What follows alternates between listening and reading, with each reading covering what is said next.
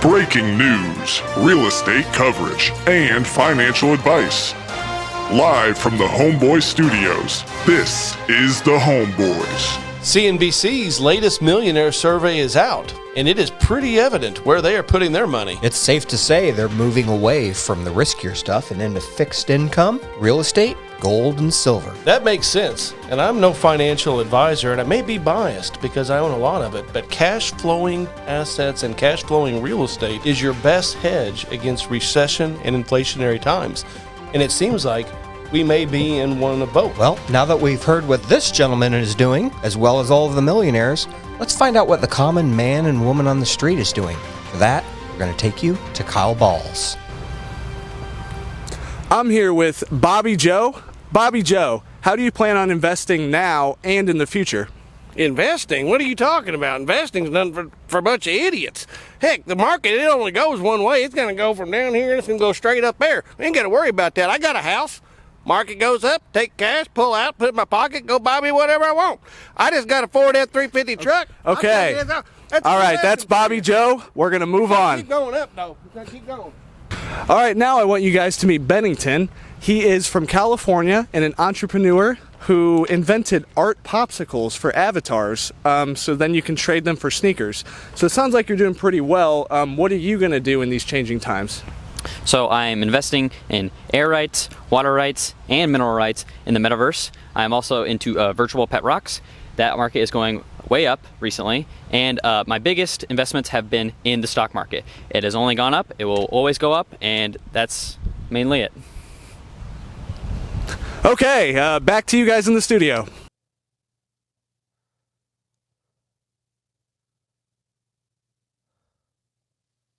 The world is doomed. I'm moving to the woods.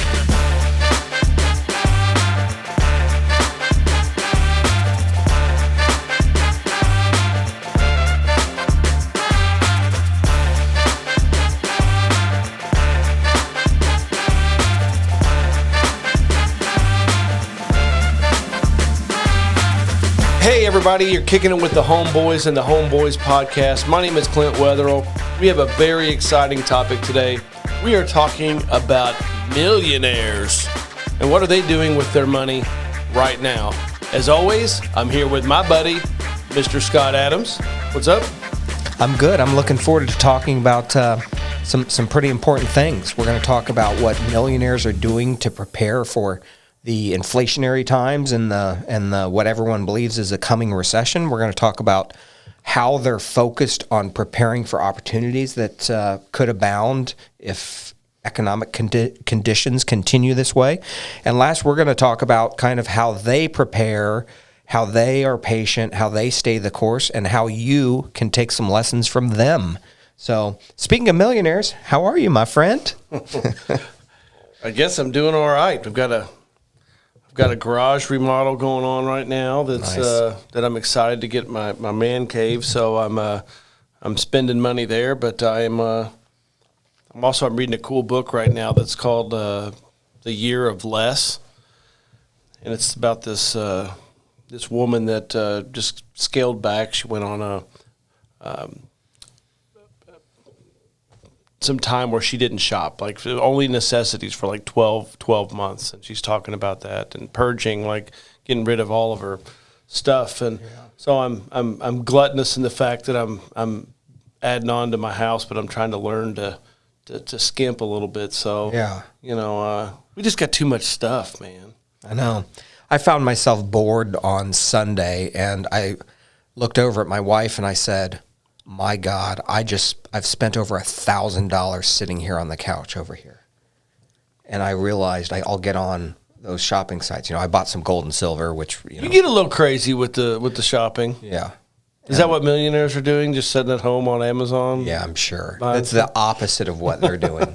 I easily justify it because I live so far below my means, far below my means that like I've allowed myself to get away with that stuff, and I always enjoy it when I take a break. Like when I take a trip, I do camping and hiking, kind of just simple, cheap stuff. I always feel so much better about life when I live that way. and I'm cheap, or I come back and I haven't bought anything. You know what my exercise plan is? What? Walking your Amazon boxes from the front desk of our office to your office. That's great.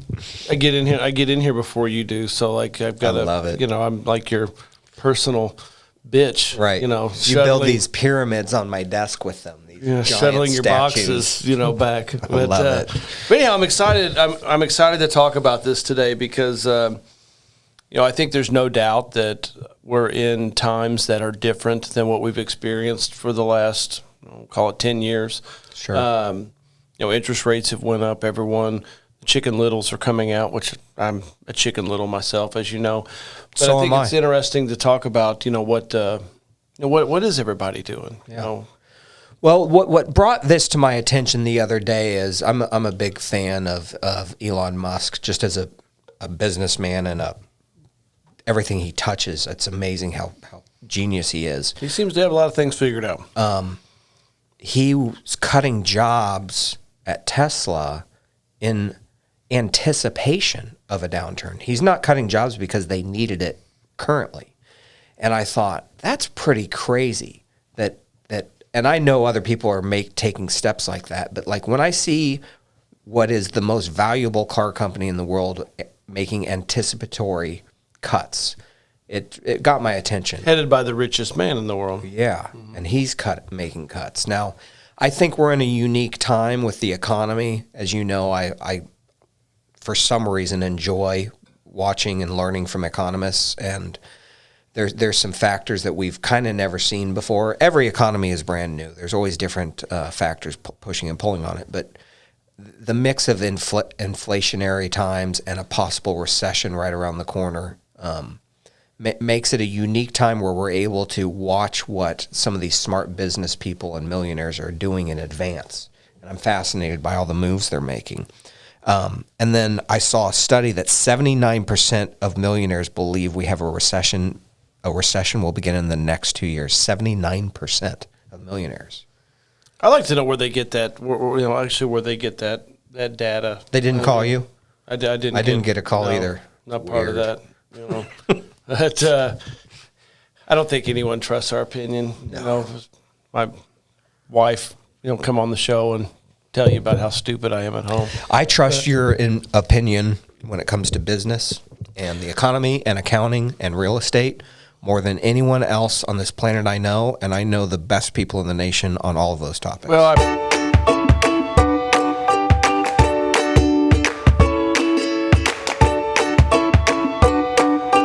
appreciate that. I mean, I'm a gut feel guy, and I've been a Chicken Little for probably 5 years. I believe that our economy needs this shift. I believe that the uptick in interest rates and some of the things that are going on are going to be healthy. But well, that brings us to a good point that I'll ask you about then. So it sounds like in a way you understand that this could be part of a healthy economy, that a little pullback sometimes helps, and that some of the things that are happening are not terrible. Now, inflation sucks. However, it sounds like point two is what you were talking about, which is millionaires are actively keeping their eyes open for opportunities. Yeah, and I think that it was necessary. Let's just talk from our own experience. Very difficult for us to buy existing, properties and assets because of the competition that we've been in for the last several years. You look at it with rates being at 2%. There's more people buying houses than there's than we've seen in our career. And as real estate investors, you get into a period of time where you're bidding against people that are going to live in the home. I mean, you're going to lose that battle, almost 100 times out of 100. Yeah, small real estate investors like us lose because we're against hedge funds, which will pay whatever they want, and first-time home buyers or owner occupants, and it's not a battle we will ever win. So I think that we're still a few months out, but I think within a few months you're going to start seeing more and more opportunities for real estate investors, which I like. I think that real estate investors need to forget about If they're coming and buying properties by way of a mortgage, they've got to get out of their own way and stop saying, "Oh, well, rates used to be lower." Who cares? You know, you got to. If it's a deal, you got to get it. Yeah. You know, if the numbers work, you got to get it. I think we're going to see that. We're already starting to see houses linger on the market. You know, within Indianapolis, where we're located. So yeah, I'm excited about the opportunities. You know, but it's easy for me to say, you know, because I feel like that you and I both do a pretty good job of being ready for you know, a downturn. Yeah, that's one of the things that this study showed is happening is 87%. Yep, 87% of investors have no plans to invest more in equities. So cash, you know, they are building up either cash on hand or moving it into more asset classes like real estate, gold, silver, and even like fixed income, which, you know, I mean, the returns on that are so darn low. It's shocking to me that they would. But they're going to start going up. Yeah.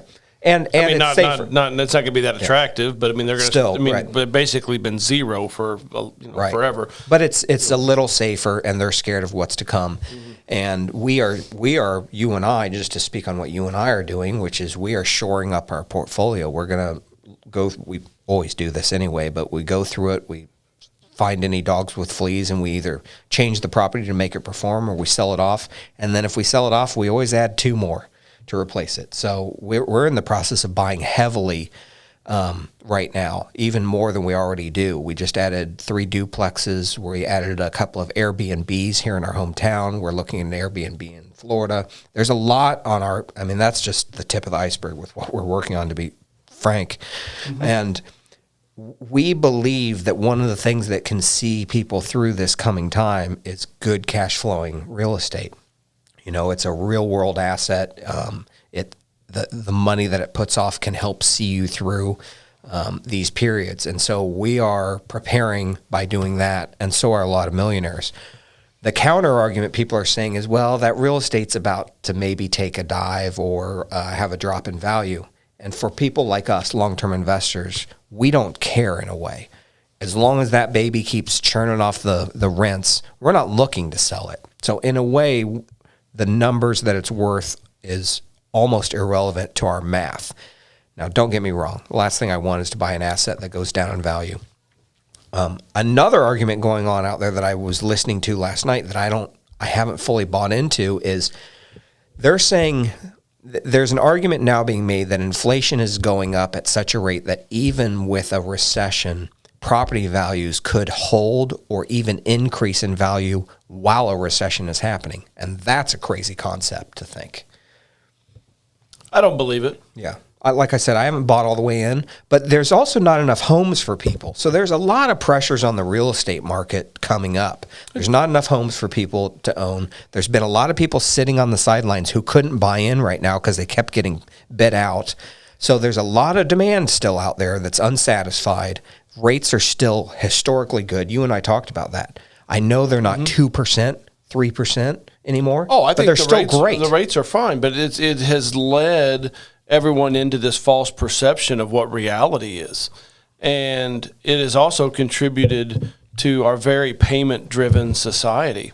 Our payment-driven society has caused a lot of real estate prices to go through the ceiling. Right. You know, you look in the major markets, properties going up 20% in value. And I'm just using that as basic math. I mean, there's some areas it's went up more, some areas it's went up less, but a $500,000 house becomes a $600,000 house, and all of a sudden the rate has went from 2% to 6%. That's $24,000 of interest, a year on a property like that. $2,000 a month. That takes a lot of people out of it. We're in a payment-driven society, and what happens is then they'll be looking at lower priced properties. The demand will go down for that. I think that there's only one place, even with there being a housing shortage, I still think that you're going to see, at minimum, a very stagnant real estate market when it comes to values. I think so too. Do I have a crystal ball? I don't. I mean, I could be wrong. You could still see prices go up, But I believe they're going down. Are you worried? To me, I believe prices will be stagnant or go down a little. But what worries me, and I shouldn't say worries me, but I think there will be enough pressure and demand on the first-time home buyer type product that I don't know that sector of the market itself that could still continue to go up, which would be a weird thing because there's going to be people that are in that more middle tier of homes that are priced out. They can no longer afford it now that rates go up to buy one of those. And so they're going to be back into that product. There's already a shortage of those houses. Then you got investors like us. A lot of times in a lot of markets they don't even exist anymore. Right. You've got Wall Street that wants them. You've got people like us that want them. There could be a pressure on that little sector. I agree. But so this is point 3, which is to be prepared, be patient, come up with your plan, and stay the course. Because Clinton, I know from personal experience, emotion causes you to make really bad investing decisions. We are examples of doing that poorly. However, with real estate, we've done a good job. We set up a plan. We stay the course. We know what that can do, and we aren't affected by the market as much for our long-term holds. Now, don't get me wrong. We change, we re-strategize based on the market all of the time. But as far as our long-term holds are concerned, that's our safety that's our harbor during the storm. Those things just stay the course. You don't have to think about them. You don't have to do anything. And if you're trying to time the market to build up your long-term investments, rental investments, you're not going to get it right. There's never a perfect time. You're not going to time the market when it's perfectly at the bottom. We believe now is always the right time to buy. We believed that 2 years ago. I believe it today. I'll believe it in a year from now, regardless of what the market's doing. If it is a good long-term rental, we think you should be prepared, be patient, and stay the course of adding good quality cash flowing assets, regardless of the economy. Stick to the plan. Yep. Patience, not letting your emotions get involved, and sticking to the plan. So important. I know early on in my real estate career, I was so anxious to get into real estate. I made a lot of stupid decisions. I jumped in, I'd overpay for stuff, didn't stick to the plan just because I wanted to be busy. And, people think, if I'm busy, that means that I'm making money. No, it doesn't. You've got to take the emotions out of it. Busy doesn't mean that you are becoming wealthy or doing the right thing. Got to make smart decisions. I say it here all the time. It's amazing what 10 years of good decisions will do for you in the world of real estate. It's amazing. I'm not talking about big decisions either. I'm talking about, small multifamily. We graduate up to the next level. But it's amazing what position you'll be in, with good decisions along the way. And if you borrow conservatively, you won't have to react like the sky is falling if there's a small pullback because you've already built in that cushion. But I thought I was supposed to refi till I die and take everything out. It's unbelievable how popular, how there's been a war on keeping equity in your assets. I don't know why. Everyone says tap your assets, leverage them to the hilt. Borrow as much as you can against everything you own so you can use it to get more things that you can then make more money on. And it becomes a snowball in the wrong way. It's insane. And it only works during an upward market. And that's not how the world works. So just cold logic, it doesn't make any sense. And we're about to come into at least a stagnant period. So that plan doesn't work. If you're doing it, stop. If you've already done it and you're big time into it, stop and find a way out. Find the exit now. Stop. That's right. So just stop doing that. Build some equity in and you can ride the waves. I can't tell you how nice it is to not have to be knee-jerk reaction. I was really busy when I was young in my career only because I made really bad decisions and I was constantly having to unwind over borrowing. I over leveraged, so I know what I'm talking about when I say stop. I don't say that just because I think I'm smarter than you. No, I'm exactly as smart as you. I made those same decisions. They are dumb. But you've lived it. But I lived it. I made my way out. I worked hard to get out. I got lucky that I did it right before the 2008 crash. right now is the time, if that's you, to stop what you're doing and reverse it before it's too late, because it's about to be too late. I think that's really well said. And, listen to people that have been through market cycles. I did not do that whenever we were going through the Great Recession 14 years ago. Thankfully, got out, alive. But, if I could go back, I would listen to people that have been there before me. It's going to be different. The last 10 to 14 years have been a very special time in real estate with low interest rates. This elevator ride of values have been going up, and I think people have gotten used to it. That is not normal. That is not going to continue. It is time to prepare yourself. Yes, millionaires are out there heeding the warning of what the economy is going on with the economy. So please listen to what is going on. We really, really, really recommend, if you're new into real estate, leech on to a mentor. Leech is a bad word, but really hang on their every word. If they've been there, they know what they're doing. That is our show for this week. Please continue to follow us. Please listen to more of our content. You can find us at homeboyspodcast.com. We are also working on some merchandise. This guy needs some new clothes, so we're getting some Homeboys gear for him. We're going to get him outfitted. Stay tuned. Till next time, happy investing.